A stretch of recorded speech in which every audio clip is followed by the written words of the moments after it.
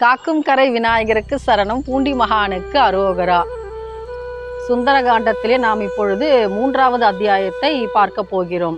அது காட்சி படலம். ஏன்னா கடல் தாவு படலம் முடிந்தாயிற்று, ஊர்த்தேடு படலமும் முடிந்தாயிற்று. இப்பொழுது 3வது படலம். இதில் நாம் என்ன பார்க்க போகிறோம்? ஏன்னா அனுமாரு கடலை தாண்டி விட்டார். இப்போ ஊரை தேடுகிறார். ஏன்னா அந்த ஊர்ல அவரு எல்லா இடத்துலையும் தேடி பார்த்து விட்டாராம், ஒரு இடம் பாக்கி இல்லாமல். அவர் கண்படாத இடம் கிடையாது. ஆனா சீதாதேவியை காணவில்லை. அவருக்கு மனசு ரொம்பவும் துயரமாகி விட்டதாம். ஏன்னா நம்மால ராமனுடைய துக்கத்தை போக்க முடியவில்லை அல்லவா? கழுகுகளின் அரசன் சம்பாதி என்ன சொல்றான்? நான் பார்த்தேன் கண்ணால, ராவணன் சீத்தையை தூக்கி கொண்டு போய் இலங்கையில சிறை வைத்திருக்கிறான்னு சொன்னாரு. ஆனா அந்த வார்த்தை பொய்யாகி விடுமா? இப்போ ரொம்பவும் கோபம் அதிகமாயிடுச்சு. ஏன்னா அவருக்கு முதல்ல சோகமா இருந்தார், கண்டுபிடிக்க முடியலையேன்னு. இப்போ சோகத்தோட உச்சியில அவருக்கு கோபம் வந்துடுச்சா. என்ன நினைக்கிறாராம்? இந்த ராவணனை நம்ம அரைஞ்சி கொன்னுட்டு இந்த இலங்கை மாநகரை தீப்பற்றி எரிய வைத்து விட்டு நாமளும் அழிந்து போய்விட்டால் என்ன? நம்மால போயிட்டு இந்த ராமனுடைய துக்கத்தை தணிக்க முடியவில்லை அல்லவா? அதனால நாம் அப்படி செஞ்சிடலாமான்னு நினச்சிக்கிட்டு இருக்கும் பொழுது பாருங்க, அவருடைய தவம் பலித்ததோ என்னவோ, இல்லை ஸ்ரீராமன் அந்த எண்ணம் பலித்ததோ என்னவோ, என்ன ஆயிற்று? எல்லா இடத்துலையும் தேடி பார்த்தார் இல்லையா? ஆனால் அசோகவனத்தில் தேடவே இல்லையே அவரு. அப்போ அந்த சோலை அவருடைய கண்களுக்கு தென்படுகிறதா. பாருங்க, அவருக்கு எவ்வளோ ஒரு நல்ல ஒரு காலம் பிறந்து விட்டதற்கான அறிகுறி. அவர் அந்த அசோகவனத்தை பார்க்கிறாராம். அங்க துயரமே உருக்கொண்டு சீதாதேவியானவள் உட்கார்ந்து கொண்டிருக்கிறாளாம். அவ இந்த இலங்கை மாநகரத்துக்கு வந்ததுல இருந்து ஒரு காலும் தூங்கியது கிடையாதாம். ஏன்னா ராமனுடைய நினைவுகளாலே அவள் அங்கே வாழ்ந்து கொண்டிருக்கிறாளாம். அந்த ராமனுடைய நினைப்பு மட்டும் இல்லை என்று சொல்லிவிட்டால் அவள் அங்கே உயிர் தரிக்க முடியாது. சதா சர்வகாலமும் அவள் என்ன பண்ணிட்டு இருக்கா? ராமனையே நினைத்து கொண்டு உருகுகின்றாளாம். அவளுக்கு அவ்வளவு துக்கமா, சொல்ல முடியாத ஒரு கஷ்டம். ஏன்னா நமக்கு ஒரு கஷ்டம்னு சொன்னாக்கா நாம என்ன பண்ணுவோம்? நம்மளுடைய கஷ்டத்தை பிறருக்கு நாம வாய்விட்டாவது சொல்லுவோம். அப்ப நம்மளுடைய அந்த சோகம் கொஞ்சம் மறைந்து விடும், பாதியாக குறைந்து விடும். இதுதானே மனித இயல்பு. அப்படித்தானே இருக்கும் சீதைக்கும். ஆனா இங்க வந்ததுலேருந்து அவ யார்கிட்ட பேச முடியும்? எல்லாரும் அரக்கியர்களாக இருக்கிறார்கள் அல்லவா? ராவணன் சிறை வைத்து விட்டான் இந்த அசோகவனத்துல. இப்போ தனியா அமர்ந்துகிட்டு இருக்கா. அவளுக்கா இப்போ மனசுக்குள்ள என்ன ஒரு துயரம் பாருங்க. அவ தன்னை நினைச்சு இப்போ கஷ்டப்படலையாம், ராமனை நினைச்சு வருத்தப்படுறாளாம். எப்படி பாருங்க. அருந்தும் வெள்ளடுகு ஆறிட அருந்தும் என்று அழுந்தும், விருந்து வந்து உற்றபோது எண்ணுருமோ என்று விம்மும், மருந்து முண்டுகோல் யான் கொண்ட நோய்க்கு என்று மயங்கும், இருந்த மாநிலம் செல்லரித்து எழவும் ஆண்டு எழாதால். இப்படி எழுதுகிறார் கவி சக்கரவர்த்தி கம்பர். ஏன்னா இந்த பாடலுடைய அர்த்தம் என்ன? ராமர் இப்போ யார் பரிமாறி சாப்பிடுவாரோ சாப்பாடு, விருந்தாளிங்க வந்துட்டா என்ன செய்வாரோ, இப்படியெல்லாம் கஷ்டப்படுறாங்கலாம் சீதாதேவியானவள். இன்னமும் சொல்றாரு பாருங்க, அவருடைய பெருமைகள், அவருடைய கேரக்டர்ஸ் என்ன, அவருடைய நற்பண்புகள் தான் என்ன. ஏன்னா நாம் எல்லாத்துக்கும் ஏன் ஸ்ரீராமனை உதாரணமாக சொல்கிறோம்? ஏன்னா அவர் எல்லா நல்ல குணங்களுக்கும் சிகரம் வைத்தார் போன்ற அல்லவா வாழ்ந்து காட்டியிருக்கிறார். அதனால் நினச்சி பார்க்கிறாளாம். திருப்பத மேவு என்ற போதிலும் இத்திருத்துறந்து ஏகு என்ற போதிலும் சித்திரத்தினர் அந்த செந்தாமரை ஒத்திருக்கும் முகத்தினை உண்ணுவாளாம். என்ன நினைக்கிறாளாம்? இன்றைக்கு உனக்கு பட்டாபிஷேகம்னு சொல்லும் பொழுதும் ராமனுடைய முகம் மலர்ந்து இருந்ததாம். நாளை உனது தம்பியான பரதனுக்கு பட்டாபிஷேகம் அப்படின்னு சொல்லும் பொழுதும் ராமனுடைய முகம் சற்றும் வாடவில்லையாம். தாமரை போன்ற அழகான முகத்தை கொண்டிருந்தான் அல்லவா? இப்படியெல்லாம் எண்ணுகிறாளாம். இன்னும் என்ன நினைக்கிறா பாருங்க. ஒரு கால் அவருடைய தாய்மார்கள், கௌசல்யா தேவியோ இல்லை கைகேயியோ சுமித்ராவும் வந்து எல்லாரும் சேர்ந்து, பரதனும் வந்து நீங்கள் இங்கேருந்து வந்துடணும்னு கூட்டிக்கிட்டு போயிட்டாங்களோ தன்னுடைய சொந்த ஊரான அயோத்திக்கு. அதனால் என்னை மறந்துட்டாரோ, இல்லை இங்கேயே நான் ரொம்ப காலம் இருக்கிறேன் இல்லையா இந்த இலங்கை மாநகரில், அரக்கம் தூக்கிட்டு போயிட்டான், இதுக்கு மேலே நான் வந்து உன்னை காப்பாற்றணுமான்னு நினச்சிக்கிட்டாரோ, எப்படிலாம் என்றாங்க பாருங்க. அவங்க எவ்வளவு கஷ்டம், வாயால் சொல்ல முடியாத வருத்தம் அல்லவா அது. இப்படியெல்லாம் நினச்சிக்கிட்டு இருக்கும் பொழுது அப்போ பாருங்க, அந்த இடத்துல ராவணன் அப்பியர் ஆகிறான். இவன் ராவணன் வர்றதுக்கு முன்னாடி ஒரு சின்ன நிகழ்வு நடந்தது. அது என்னன்னா, இவ ரொம்பவும் பயத்தில் இருக்கா இல்லையா? அப்போது விபீஷணனுடைய மகள், அவளுடைய பெயர் திரிசடை. அந்த இலங்கையில் எல்லாரும் கெட்டவங்களாக இருந்தாலும் 2 பேர் மாத்திரம் ரொம்ப நல்லவங்களாக இருக்காங்க. அது யாருன்னா விபீஷணனும் அவளுடைய மகளான திரிசடை. இவங்க 2 பேரும் மாத்திரம் சீதைக்கு ஆதரவாக இருக்கிறார்களாம், ரொம்ப அன்பாக இருக்காலாம்.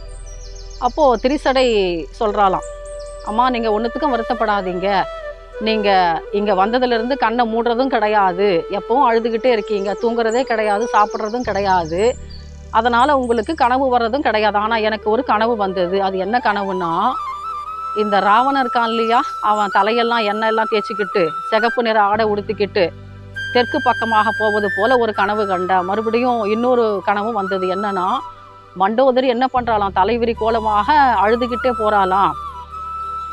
இந்த ராவனுடைய தேரை கழுகுகளும் பேய்களும் இழுத்து கொண்டு போகின்றனவாம்.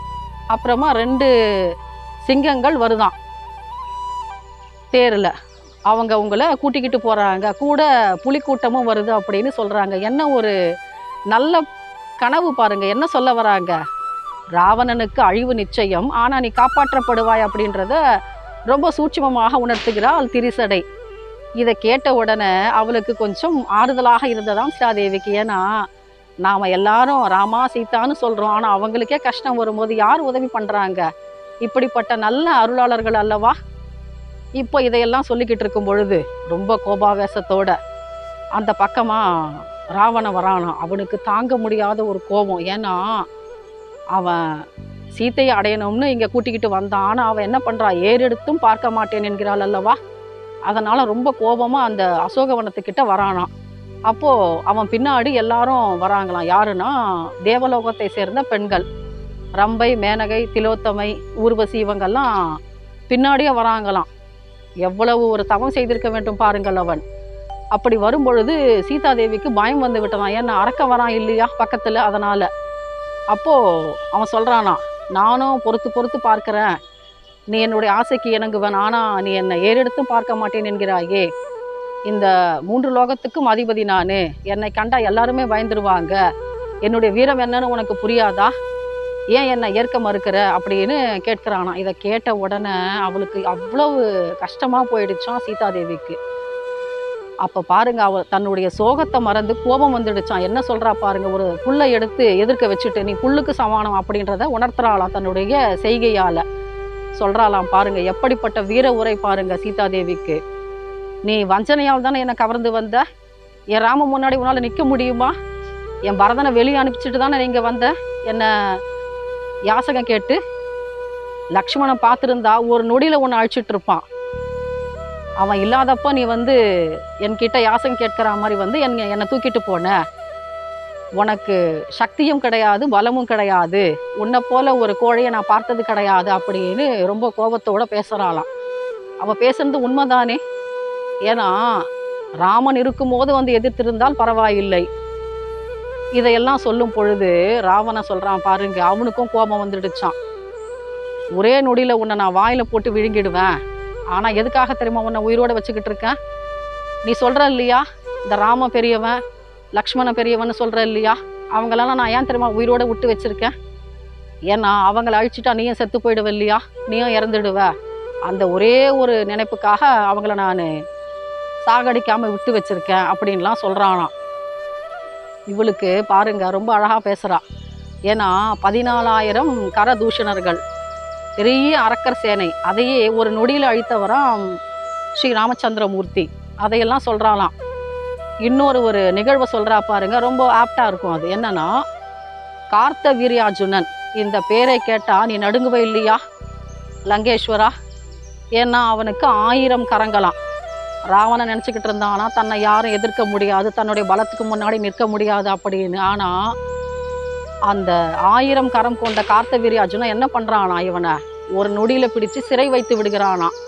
அப்படிப்பட்ட கார்த்த வீரியார்ஜுனை யார் அழித்தார்கள், பரசுராமர் அல்லவா அழித்தார். அந்த பரசுராமருடைய வல்லமையை யார் அழித்தார்கள், ஸ்ரீ ராமச்சந்திர மகாபிரபு அல்லவா. இப்படிப்பட்ட பெருமைகளை உடைய என்னுடைய ஸ்ரீராமச்சந்திரமூர்த்தியினுடைய நாமத்தை சொல்லுவதற்கு கூட உனக்கு அருகதை கிடையாது அப்படின்னு இவ ரொம்ப கோபமாக பேசும் பொழுது ராவணன் சொல்கிறானா, ரொம்பவும் கோபம் அதிகமாயிடுச்சு. அப்போ பக்கத்தில் நின்றுக்கிட்டு இருக்காங்க இல்லையா அரக்கிகள், அவங்கக்கிட்ட சொல்லிட்டு போயிடுறானா, நீங்கள் என்ன செய்வீங்களோ ஏது செய்வீங்களோ எனக்கு தெரியாது, இன்னும் 2 மாதம் தான் நான் கெடு கொடுப்பேன், அதுக்குள்ள சீத்தையை என்னுடைய ஆசைக்கு இணங்க வைக்கணும், அப்படி இல்லைன்னா எல்லாருக்கும் நான் தண்டனை கொடுப்பேன் அப்படின்னு கோபமாக கர்ஜனை செஞ்சுட்டு போயிடுறானாம். இவளுக்கு தாங்க முடியாத துக்கமாக போயிடுச்சான் சீதாதேவிக்கு. ஏன்னா கோபத்தில் என்னமோ மறுமொழி சொல்லிட்டான், ஆனால் கஷ்டமாக போயிடுச்சு இல்லையா. இப்போ யார் இருக்காங்க? அப்போது திரிசடை சொல்கிறாள், அம்மா நீங்கள் வீணாக வருத்தப்பட்டுக்காதீங்க, நான் தான் முன்னாடியே சொன்னேன் இல்லையா, உங்களுக்கு நல்ல காலம் பிறக்க போகுது, ராவணனுக்கு அழிவு நிச்சயம், அதைத்தான் என்னுடைய கனவு சுட்டி காட்டியது அப்படின்னு சொன்னேனே, நீங்கள் அதெல்லாம் மறந்துட்டீங்களா? நீங்கள் வருத்தத்தை விடுங்க, கண்ணை தொடச்சிக்கோங்க, நீங்கள் அமைதியாக இருங்க, கட்டாயம் நீங்கள் காப்பாற்றப்படுவீங்க அப்படின்னு ஒரு நல்ல ஆறுதல் மொழி சொல்லிட்டு அடுத்து என்ன சொல்கிறா பாருங்க திரிசடை. சுற்றி இருக்காங்க இல்லையா அரக்கிகள், அவங்க கிட்ட சொல்கிறாங்களாம், அவளை நீங்கள் தொந்தரவு பண்ணக்கூடாது, அவளை நீங்கள் அமைதியாக இருக்க விடுங்க அப்படின்னு சொல்கிறாளாம். அப்போ சீதா சொல்கிறாளாம், நீ சொல்கிறது உண்மை, ஏன்னா ராமர் மிதிலைக்கு வந்தார் இல்லையா, அப்போது என்னுடைய இடது கண்ணெலாம் துடித்தது, என்னுடைய இடது தோல் துடித்தது, அப்புறம் நான் ராமரை கல்யாணம் பண்ணிக்கிட்டேன். அதே போல் இலங்கேஸ்வரன் வந்தான் இல்லையா, கானகத்தில் இருக்கும் பொழுது என்னை கவர்ந்து செல்ல, அப்போ என்னுடைய வலது கண் துடித்தது. நீ சொல்கிற நிமித்தங்கள்லாம் கரெக்டாக இருக்குது, சகுனங்கள்லாம் சரிதான், அதனால் நீ சொல்கிறது நான் ஒத்துக்கிறேன், நான் கொஞ்சம் இப்போ அமைதியாக இருக்கேன் ராமனை நினச்சிக்கிட்டு அப்படின்னு அவள் பேசிக்கிட்டு இருக்காளாம். இது காட்சி படலத்தினுடைய அத்தியாயம் இப்படித்தான் இருந்தது. இதில் நாம் அனுமார் இப்போ என்ன நினைக்கிறாருன்னு பாருங்க. அவர் பார்த்துக்கிட்டு இருக்காராம், அவருக்கு ரொம்ப சந்தோஷமாக போயிடுச்சான். ஏன்னா ராவணன் வந்து மிரட்டுறான், உன்னை நான் கொன்று சாப்பிட்டுடுவேன் அப்படின்னு. ஆனால் அப்போ கூட பயப்படாமல் என்ன சொல்கிறா பாருங்க வீரமா சீதாதேவியானவள், நான் எதுக்கும் பயப்பட மாட்டேன், என்னுடைய ராமன் வந்து என்னை காப்பாற்றுவார்னு சொன்னா இல்லையா. அப்போது ரொம்பவும் சந்தோஷப்பட்டு மனசுக்குள்ளே கைகூப்பி நன்றி சொல்லிக்கிறாராம் அனுமார். யாருக்குன்னா ராமனை நினச்சிக்கிட்டோம், சீத்தையோட தந்தையான ஜனக மகாராஜாவை நினச்சிக்கிட்டோம் அவர் வந்தனம் செய்கிறாராம். எவ்வளவு அருமை இந்த சுந்தரகாண்டத்திலே 3வது படலம். ஏன்னா 7 சிரஞ்சீவிகளில் ஒருத்தர் அல்லவா ஸ்ரீ அனுமான், அவருடைய புகழ் இந்த உலகம் உள்ளவரை நிலைக்கும் அல்லவா. எப்படித்தான் அவர் உதவினார் என்பதை பற்றி நாம் அடுத்த அத்தியாயத்தில் பார்க்கலாம். இப்போ சுந்தரகாண்டத்தின் 3வது படலம் முடிந்தது. மீண்டும் சந்திப்போம் அடுத்த பதிவிலே. காக்கும் கரை விநாயகருக்கு சரணம், பூண்டி மகானுக்கு அரோகரா.